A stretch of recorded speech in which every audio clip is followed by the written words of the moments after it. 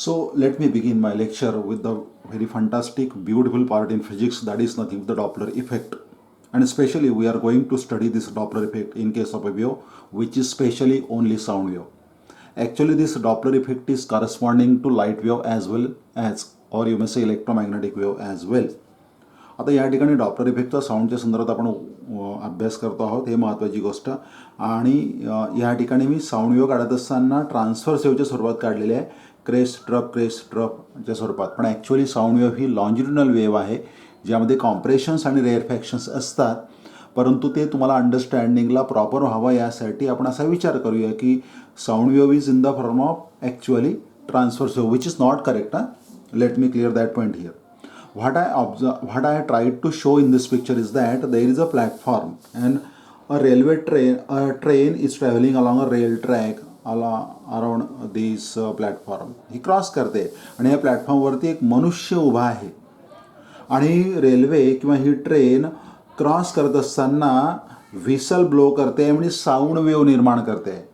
आणि विशेष म्हणजे ही ट्रेन जात असताना प्लॅटफॉर्मवरती थांबत नाही, ती सरळ निघून जाते. सुरुवातीला या पोझिशनला ही ट्रेन म्हणजेच ही साऊंड वेव्ह म्हणजेच हा सोर्स ऑफ साऊंड ज्याला मी ट्रेन म्हणतोय किंवा ही व्हिसल म्हणतोय, ही व्हिसल ह्या मॅनकडे येते आहे, मनुष्याकडे येते, प्लॅटफॉर्मकडे येते. आणि the second part what I tried, this train is moving away from this man, म्हणजे सोर्स ऑफ साऊंड हा ह्या मॅनपासून दूर जातो आहे. हा मनुष्य ऑब्झर्वर आहे, हा ऐकणारा आहे, लिस्नर आहे. याला काहीतरी ऐकायचं आहे, काहीतरी ऑब्झर्व करायचं आहे. काय ऑब्झर्व करायचं आहे तर याला ह्या साऊंड वेव्हची फ्रिक्वेन्सी एन काउंट करायची आहे. विशेष म्हणजे for the time being what I shown here in this picture की फ्रिक्वेन्सी एन म्हणजे नेमकं काय तर एका सेकंदामध्ये निर्माण होणाऱ्या वेव्हची संख्या. येथे बा काय केलं मी तर ही क्रेस आणि ट्रप एक वेव्ह, ही दुसरी वेव्ह, ही तिसरी वेव्ह आणि चौथी वेव्ह, म्हणजे या सिच्युएशनला इथे 4 वेव्ह निर्माण होत आहे असा अर्थ होतो.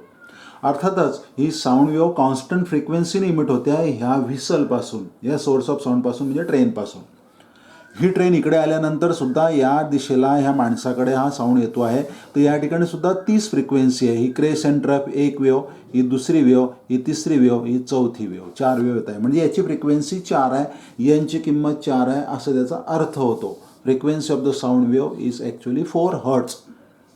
आता नेमकं घडते काय की जेव्हा हा ऑब्झर्वर म्हणजे हा मनुष्य ही फ्रिक्वेन्सी काउंट करतो इथे उभा असताना, who is at rest actually for this picture, तर त्याला असं जाणवते की याची फ्रिक्वेन्सी 4 हर्ट्ज नाही आहे. म्हणजे हा साऊंड जेव्हा त्याच्या जवळ येतो, क्लोजिंग अप्रोचिंग टुवर्ड्स हिस, त्यावेळी त्याची फ्रिक्वेन्सी 4 हर्ट्जपेक्षा जास्त आहे. म्हणजे हा source of sound 5 wave emit करतो आहे किंवा 10 वेव्ह इमिट करतो आहे किंवा 11 वेव्ह इमिट करतो आहे. Means more than n, greater than n. Means frequency heard by this man or the sound listened by this man or you may say observer is greater than this n. जर का मग या सिच्युएशनला काय करतं तेव्हा त्याच्या असं लक्षात येते की ही जेव्हा ट्रेन ह्याच्यापासून प्लॅटफॉर्मपासून दूर जाते, मुव्हिंग अवे, इकडे या दिशेला जाते, आणि त्यावेळेस सुद्धा त्याकडे साऊंड येतच असतो. मग त्याची फ्रिक्वेन्सी फक्त 4 नाही आहे, तर ती सुद्धा काहीतरी कमी झाली, ती 3 झाली किंवा 2 झाली किंवा 1 झाली आहे. म्हणजे मला नेमकं काय सांगायचं आहे की हा ऑब्झर्वर म्हणजे हा मनुष्य येणाऱ्या साऊंड वेव्हची फ्रिक्वेन्सी जास्त मोजतो जेव्हा ती ट्रेन त्याच्या जवळ येते, आणि या ठिकाणी ट्रेन दूर जात असताना ती फ्रिक्वेन्सी कमी झाली असं त्याला वाटते. पण प्रत्यक्षात ती फ्रिक्वेन्सी यांची किंमत ही कमी झालेली नसते किंवा ती जास्त नसते, तरी जेवढी तेवढीच राहते. मग नेमकं याला असं वाटते फक्त, आणि जे वाटते त्याला म्हणतो आपण भास होणे, आणि त्याला ॲपरंट असं म्हणतात. म्हणजेच काय की the frequency observed by this man who is standing on the platform is actually apparent frequency, which is not the real frequency, which is not the true frequency. Actually the true frequency is 4 hertz and he is counting 10 hertz here. Here the true frequency is 4 hertz but he is counting here 1 hertz or 2 hertz. म्हणजे येथे फ्रिक्वेन्सीमध्ये वाढ झाली, apparent फ्रिक्वेन्सीमध्ये वाढ झाली, आणि या ठिकाणी सोर्स ऑफ साऊंड त्याच्यापासून दूर जाताना ॲपरंट फ्रिक्वेन्सीमध्ये डिक्रीज झाली. आता जर का असं झालं असतं तर की हा स्वतः समजा ट्रेन येथेच उभी राहिली असती, याच ठिकाणी या ट्रेसला असते आणि ती व्हिसल ब्लो करते, आणि हा मनुष्य जर त्याच्याकडे आला असता तर मग काय झालं असतं तर तेव्हा सुद्धा त्याला असं वाटलं असतं की त्याची फ्रिक्वेन्सी जी यन आहे ती वाढलेली आहे, ती या ठिकाणी सुद्धा ती मोर दॅन 4 हर्ट्ज आहे असं त्याला वाटलं असतं. आणि जर का ट्रेन ह्या साईडला असती आणि उभी असती आणि हा मनुष्य जर का इकडे जातो आहे म्हणजे ट्रेनपासून दूर जातो आहे, तर तेव्हा त्याला ती कमी होते असं वाटेल. परंतु ज्यावेळेस हा ह्या ट्रेनकडे आला असता, इकडे ही ट्रेन थांबलेली असताना, तर तेव्हासुद्धा त्याला वाढ झाली असती असं वाटलं असतं. मी बेसिकली इथेच काय सांगण्याचा प्रयत्न करतो आहे की either train must be closing to him or he must be closing to the train, की जेणेकरून त्याच्यामधलं अंतर कमी होईल आणि त्याच्यामुळे याची ॲपरंट फ्रिक्वेन्सी एंड्याची किंमत वाढलेली असेल, इन्क्रीज झालेली असेल. And what the case here, की ही ट्रेन त्याच्यापासून दूर जाते, मीन्स मुव्हिंग अवे, किंवा हा स्वतः मॅन ह्या ट्रेनपासून इकडे दूर जातो, याच्यापासून दूर इकडे जातो आहे, तेव्हासुद्धा तेथे सुद्धा apparent decrease in the frequency असं मी म्हणेल. थोडक्यात म्हणजे या ठिकाणी ही ट्रेन त्याच्या जवळ येणं किंवा मनुष्य जवळ येणं, ही ट्रेन दूर जाणं किंवा मनुष्य ट्रेनपासून दूर जाणं, याला तो मनुष्य आणि त्या ट्रेनमध्ये रिलेटिव्ह मोशन आहे आपण असं म्हणतो. रिलेटिव्ह मोशनमध्ये नेमकं काय आहे, तर either both the bodies means here this man and the source of sound must be approaching towards each other or must be moving away from each other, तेव्हा त्याच्यामध्ये रिलेटिव्ह मोशन असते. जर का असं झालं असतं तर की ही ट्रेन याच ठिकाणी थांबली असती आणि याची जी व्हेलॉसिटी आहे ती 0 आणि हा मनुष्यसुद्धा येथेच थांबला असता, त्याची व्हेलॉसिटीसुद्धा 0, तर तेव्हा त्याने एक्झॅक्टली 4 हर्ट्स हीच फ्रिक्वेन्सी काउंट केली असती. म्हणजे त्या ठिकाणी त्याची ॲपरंट फ्रिक्वेन्सी बदलली नसती, जी ओरिजिनल फ्रिक्वेन्सी तीच त्याला ऐकायला मिळाली असती. Even here also, if the train is standing simply here with velocity equal to 0 at rest and man is also simply here, he is not moving either forward or backward. मग दोघं जर थांबलेले आहे या ठिकाणी, तर याची सुद्धा या ठिकाणी फ्रिक्वेन्सीची 4 हर्ट्ज आहे, तर हा सुद्धा 4 हर्ट्जच एवढीच फ्रिक्वेन्सी मोजेल. थोडक्यात त्याच्यामधलं अंतर जर कमी जास्त होत नसेल, तर जी काही ओरिजिनल फ्रिक्वेन्सी आहे तीच फ्रिक्वेन्सी हा मनुष्य काउंट करतो. मग फक्त फ्रिक्वेन्सी बदलते केव्हा, चेंज केव्हा होते, तर त्यांच्यामध्ये जर का अंतर कमी होत असेल किंवा त्याच्यामधलं अंतर वाढत असेल, तर मी त्याच्यामध्ये रिलेटिव्ह मोशन असेल तरच असं घडते. म्हणजे either increase in the frequency n dash is greater here or either decrease in the frequency here n dash is less. म्हणजे हा जो ऐकतो ती फ्रिक्वेन्सी कमी झाली असं याला वाटते, म्हणून त्याला ॲपरंट म्हणतो आपण. This increase in the frequency or decrease in the frequency, specially apparent frequency, due to relative motion between this source of sound, ज्या ठिकाणी साऊंड तयार झाला, ही व्हिसल, ही शिटी, ही source of sound and observer, याच्यामधलं रिलेटिव्ह मोशन असेल तरच.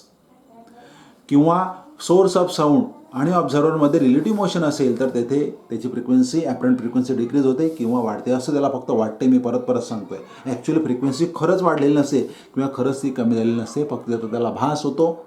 मी त्याला ॲपरंट असा शब्दप्रयोग आपण करतो. जर का असं असतं तर की समजा ही ट्रेन काहीतरी 4 मीटर पर सेकंड ह्या वेलॉसिटीने पुढे सरकते आणि हा मनुष्यसुद्धा त्याच दिशेला 4 मीटर पर सेकंड ह्या वेलॉसिटीने पुढे सरकतोय, तेव्हा त्याच्यामधलं अंतर कमी जास्त होणार नाही, तेवढं तर येईल. अशा वेळेस सुद्धा हा या ठिकाणी आपल्याला apparent change in the frequency आपण असं म्हणणार नाही, तर ते ॲपरंट चेंज इन फ्रिक्वेन्सी होत नाही. जर का असं आलं असतं की ह्या पोझिशनला हा मनुष्य इकडे जातो आहे आणि ही ट्रेनसुद्धा तिकडे जाते, त्याच्यामधलं अंतर कमी जास्त होत नाही, दोघांची वेलॉसिटी कॉन्स्टंट आहे, तर तरीसुद्धा त्याच्यामध्ये apparent change in the frequency होत नाही. म्हणजे मला नेमकं काय सांगायचं आहे की त्याच्यामध्ये रिलेटिव्ह मोशन असली तरच तसं घडते. Whenever there is relative motion, म्हणजे त्याच्यामधलं अंतर कमी व्हायला पाहिजे किंवा वाढायला पाहिजे, त्याच्या व्हेलॉसिटीमध्ये फरक पाहिजे.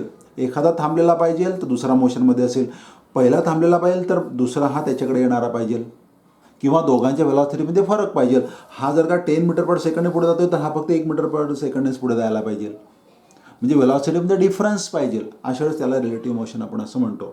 मी परत एक वेळेस सांगतो, whenever there is relative motion between source of sound and observer, then there is apparent increase in the frequency or apparent decrease in the frequency of the sound. This is called as Doppler effect. आपण असे म्हणू शकतो, apparent increase in the frequency म्हणजे बदलली, ती वाढली. हे apparent decrease in the frequency कमी झाली म्हणजे येथे सुद्धा बदलली ना. म्हणजे थोडक्यात काय, फ्रिक्वेन्सी बदल होते, वाढते किंवा कमी होते, आणि ॲपरंट फ्रिक्वेन्सी बदलते, याला apparent change in the frequency असं म्हणतात. म्हणजे शेवटचं बॉटम लाईन सेंटेन्स मी असं सांगेल की apparent change in the frequency heard by the man due to relative motion between observer and source of sound is called as Doppler effect. Just I would like to mention here,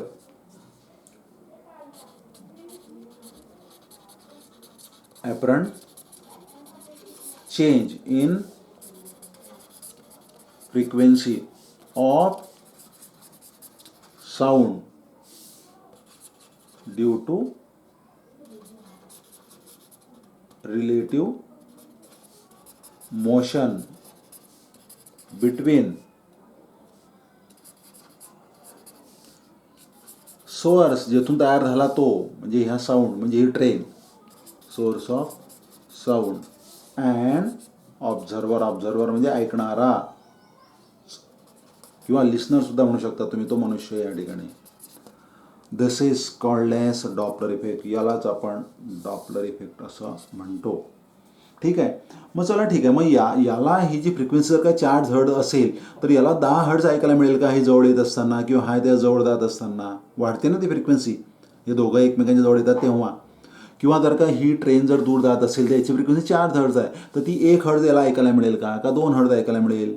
मग ते एकमेकांपासून दूर जात असतील तर त्याचं काहीतरी expression असेल, काहीतरी सूत्र असेल.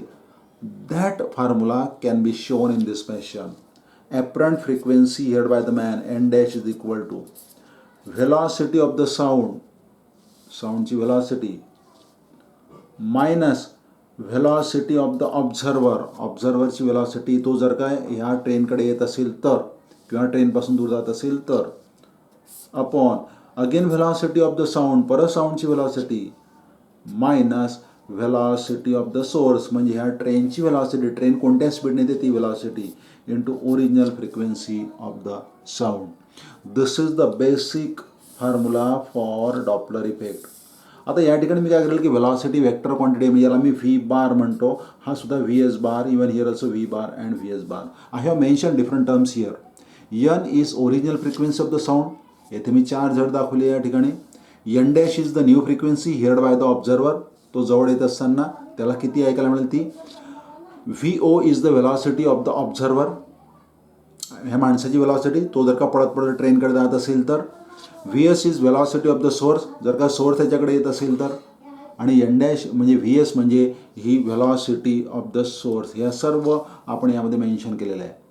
याची ब्युटी अशी आहे की लक्षात घ्या केअरफुली की यामध्ये मी असं म्हणेल की this is the relative velocity of the sound with respect to observer.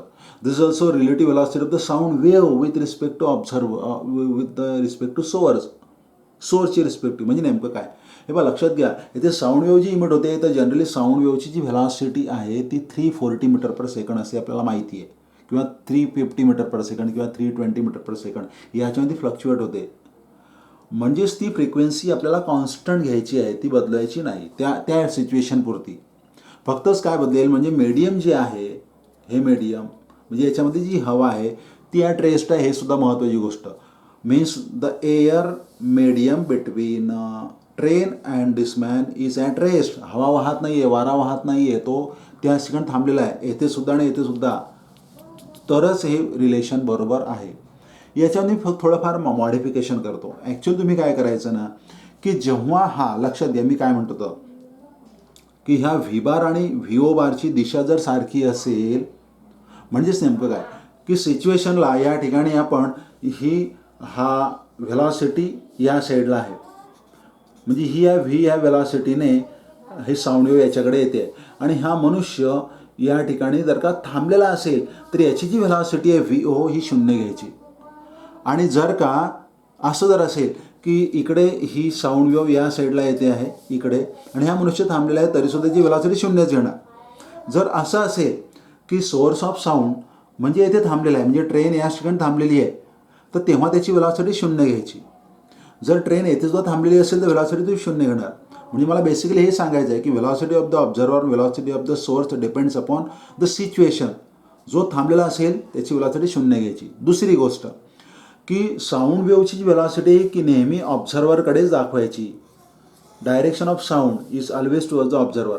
या पोझिशनला ती साऊंड वेव्ह इकडे येईल, या पोझिशनला साऊंड वेव्ह इकडे येईल, म्हणजे साऊंड वेव्हची व्हेलॉसिटी या दिशेला असेल हे लक्षात घ्यायचं.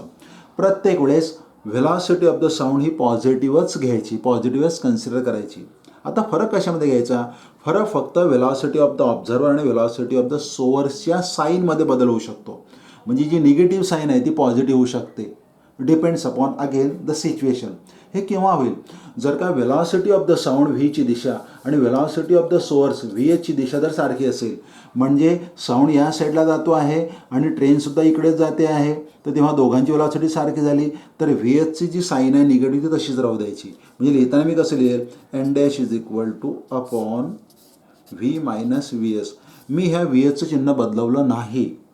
तसंच जर का व्हीची दिशा आणि समजा हा या साईडला येते, आता सोर्स ऑफ साऊंड इकडे जातो आहे म्हणजे व्ही एसची दिशा या साईडला झाली आणि साऊंड तर ह्या माणसाकडे येतो आहे म्हणजे व्हीची दिशा इकडे झाली, म्हणजे ते दोघं अपोजिट झाले. अशा वेळेस ह्या व्ही एसचं चिन्ह बदलायचं, ते निगेटिव्ह ठेवायचं. ऑलरेडी तिथे निगेटिव्ह साईन आहे आणि व्ही एस परत निगेटिव्ह, त्यावेळेस ती पॉझिटिव्ह करायची.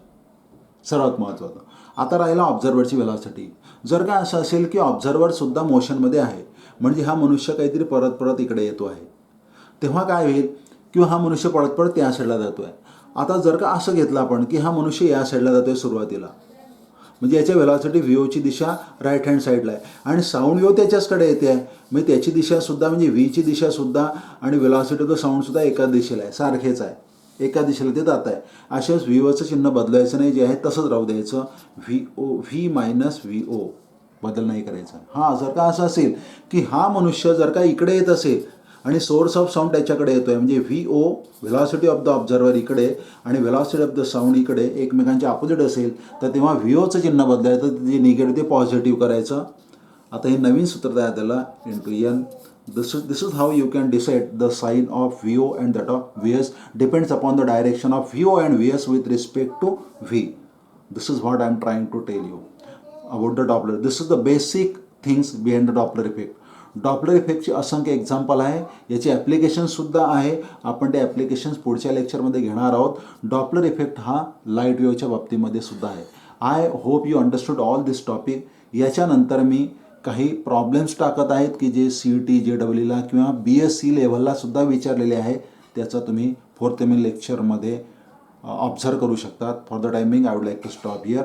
C you next time. परत एक वेळेस सांगतो की ह्या वेळेचा चांगला उपयोग करून घ्या आणि फक्त अभ्यास करा.